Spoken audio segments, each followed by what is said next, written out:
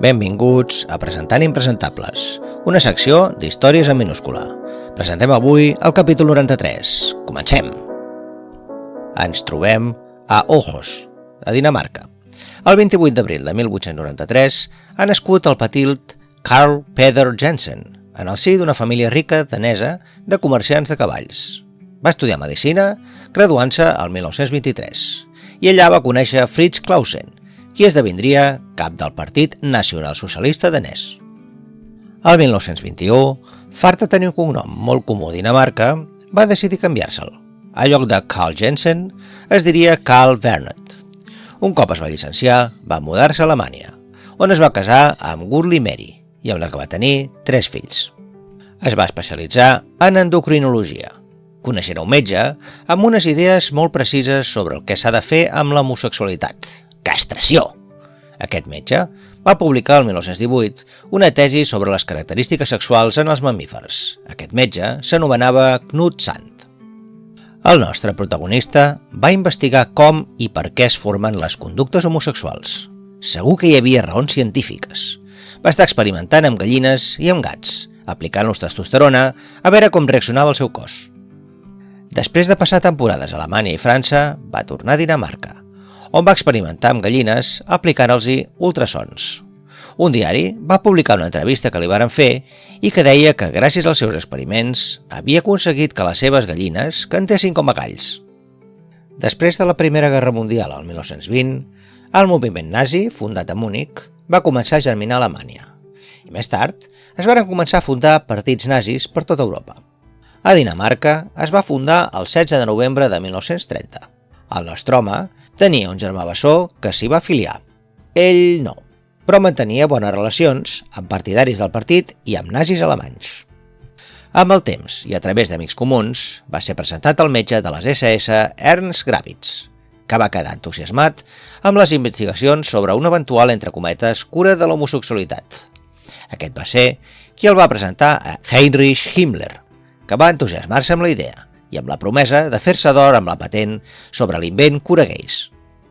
La homosexualitat, segons el nostre protagonista, era una tara, una malaltia, i aquesta havia de tenir una cura. Segons les idees del nostre eminent metge, la testosterona tenia molt a veure. Es va patentar una glàndula artificial que segregués diverses dosis d'aquesta substància. Amb l'ajuda de Himmler, va començar els seus experiments pràctics segons el seu projecte. Aquests es varen intensificar quan va començar la guerra, data en la que es trasllada a Praga, on havia obtingut una plaça de metge, vivint amb la seva família en un luxós palau que havia estat propietat d'una família jueva. Tot i viure i treballar a Praga, anava molts cops a Alemanya, al camp de concentració de Buchenwald, on treballava en pos de la ciència. Gràcies als seus experiments sobre el tifus, varen morir més de 200 persones. Els nazis alemanys, molt organitzats ells, tenien classificada la població amb coloraines. L'estrella groga o triangle groc era pels jueus, el roig era pels presos polítics, el verd pels criminals comuns, el blau pels immigrants, el violeta per estudiants de la Bíblia o testimonis de Jehovà, el rosa era pels homosexuals i el negre per les dones asocials, lesbianes, malaltes mentals o drogadictes, i el marró seria usat pels gitanos. En el camp de concentració de Buchenwald hi havia un planter de triangles roses perquè el nostre protagonista experimentés. Segons les cròniques de la revista científica, per dir-ho d'alguna manera, nazi, Studenternes Eftegenistineste, un total de 30 o 40 interns homosexuals varen ser objecte d'experiments. Com hem dit abans, s'obria els interns com a conills i se'ls implantava una glàndula de la invenció del nostre metge que segregava testosterona. Per exemple, segons informes preliminars del nostre home, sobre un dels interns anomenat Bernhard Steinhoff, número d'intern 21.686, i que era un teòleg homosexual de 55 anys, explicava el següent després d'implantar-li aquesta meravellosa glàndula. La ferida està gairebé guarida. El pacient diu que es troba bé i que està començant a tenir somnis amb dones.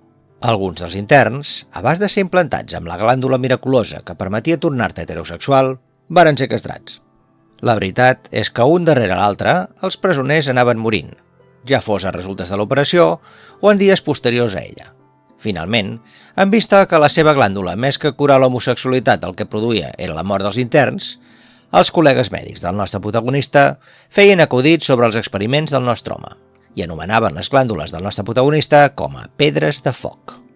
Al final de la guerra, evidentment va significar la fi de les seves investigacions.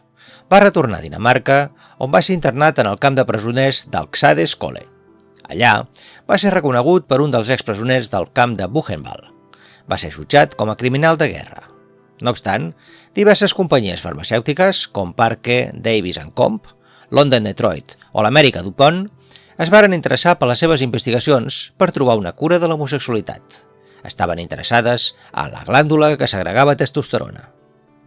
Al novembre de 1945 és alliberat del camp de presoners a causa d'una presumpta mala salut i obté de les autoritats daneses un salt conduït per anar-se a curar a Suècia. Sí, curar-se. El que va fer va ser fugir a Sud-amèrica. Ens trobem a Argentina l'any 1947 i allà trobem el nostre protagonista que ja no es diu Carl sinó Carlos. Ens trobem a Buenos Aires i està firmant un contracte de treball amb el govern del general Perón. Amb la firma del ministre de Salut, Ramon Carrillo, el nostre protagonista es podia establir durant 5 anys com a médico fisiológico. Poc temps després, va demanar la ciutadania argentina que se li va concedir de seguida. Va obrir el carrer Uriarte, 2251, amb un soci anomenat Walter Freeman, una consulta mèdica per curar l'homosexualitat. El ventall de teràpies era variat, des de la famosa glàndula segregadora de testosterona fins al trasplantament de testicles d'un cadàver de provada heterosexualitat. També es contemplava la lobotomització pels pacients més difícils. Segons la propaganda de la clínica, més de 4.500 pacients que, entre cometes, patien la malaltia de l'homosexualitat havien estat guarits pels seus miraculosos mètodes. En fi. També es deia en els mitjans de comunicació que el nostre metge estava investigant un mètodes per curar el càncer. El nostre protagonista, el respectable doctor Carlos Vernet, va viure a Argentina fins als 72 anys, morint el 25 de novembre de 1965 sense haver estat molestat ni reclamat per les seves pràctiques. I fins aquí el capítol d'avui. Esperant que us hagi agradat, ens acomidem fins al proper presentable. Adéu-siau!